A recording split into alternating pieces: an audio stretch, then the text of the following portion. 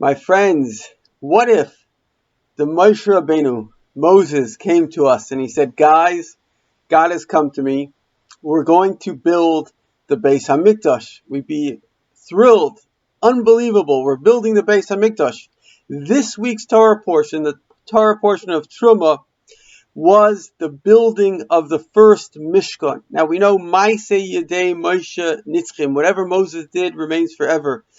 In fact, the Aron that he made, the menorah that he made, they're buried and they will come back soon with Mashiach. Now, there is an amazing thing that very few people know about. Every single generation has a Moses. In our generation, the Moshe Rabbeinu, the Moses, is the Rebbe.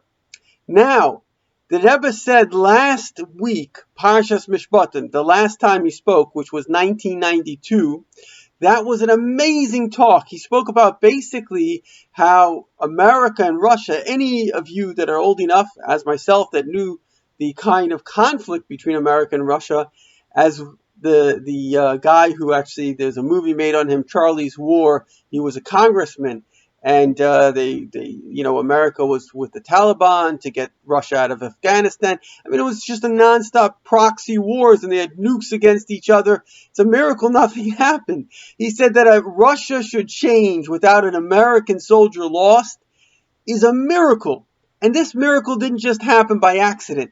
The Lubavitcher Rebbes for the past 7 generations have been working with the Russian government. Many times, the Rebbe, when he was speaking at the Lag BaOmer parade, he would switch into Russian, and he was really speaking because the communists were listening. He was saying that according to the communist law, that Jews should be free. They worked with the Russians for them to do the best that they could do, which people have to give credit to Russia. They gave up an empire. They were the largest empire in the world at the time, and they gave it up. They gave all those countries back, similar to what Britain did, because they were doing the right thing.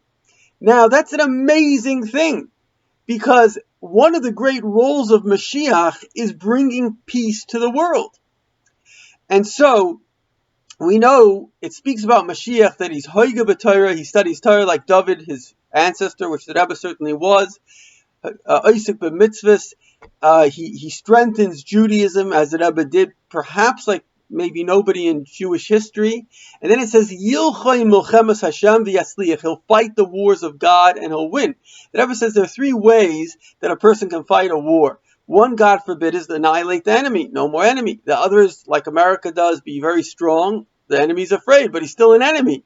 The third is work with your enemy to be your friend. And that with generations, the Rebbe was advising the American government. The dean of Touro College, Mr. Landers, he was an assistant to Senator Patrick Moynihan. He said that Senator Patrick Moynihan said on the Senate floor, nobody was more influential in getting Russia. Again, some people wanted to make demonstrations. Whatever was quiet diplomacy. You work with people, you encourage them in the right direction. That's what they did. Of course, there was the Tente. There was the way Henry Kissinger engaged with Russia. And this was all with the Rebbe's backing. Now, why is this important? I remember one of my teachers when I was in yeshiva told me that when Russia basically became good, one of the great things, it says, I forget the exact thing, but when Mashiach comes, one of the key thing is that Shibud Malchus, the Jews are not oppressed anymore. It was the first time in 2,000 years. You know what this means? That Jews are free to practice their religion wherever they are. It's unbelievable. And so then, it's amazing because that Shabbos and Mishpatim, the Rebbe said, if you look at the sequence of events, then it says that Mashiach yivne Beis Hamikdosh v'mekoyim, he'll build the Beis Hamikdosh. He said it's amazing that of course the Rebbe was a very humble man, but the fact is he was also speaking to us. He was the Moses. He had to transmit a message. He said it was amazing. The Rebbe spoke to us freely like a peer, that the message from God to build the Beis Hamikdosh hasn't come. And then the next week, this parsha, the Rebbe says clearly to build the 3rd Beis Hamikdosh. That's an amazing statement. So Moses has come to us, the Moses of our generation. He said, build the 3rd temple. Now, practically, I don't see how we can build it, but what we can do is we can do what Moses did. He took donations for the building of the temple. So I have the 3rd Beis Hamikdosh fund. And this is a fund, be very frank with you, there's only about $100 in it. But it's a very special $100. You know why? Because it's made up of people that gave 50 cents. Just like Moses asked people to give 50 cents, because everybody has a sense, everybody has a part in the building of the Mishkan. So I'm encouraging you to have the tremendous merit. It's not a big deal when the Rebbe is back with us physically, Mashiach is going to be here, everyone's going to give everything for the building of the Beis Hamikdosh. But if the Rebbe told this to us, there's something that we should be doing now. So I'm going to put my Cash App and my email address if you want to. Actually, I'm just going to do Cash App because PayPal is too much of a pain. But anyway, I'm going to put my Cash App.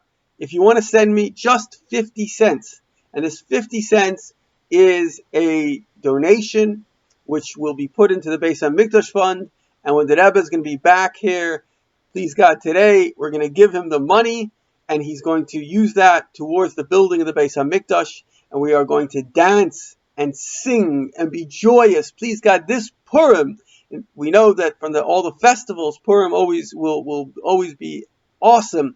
This Purim in the Beis Hamikdosh, see you there.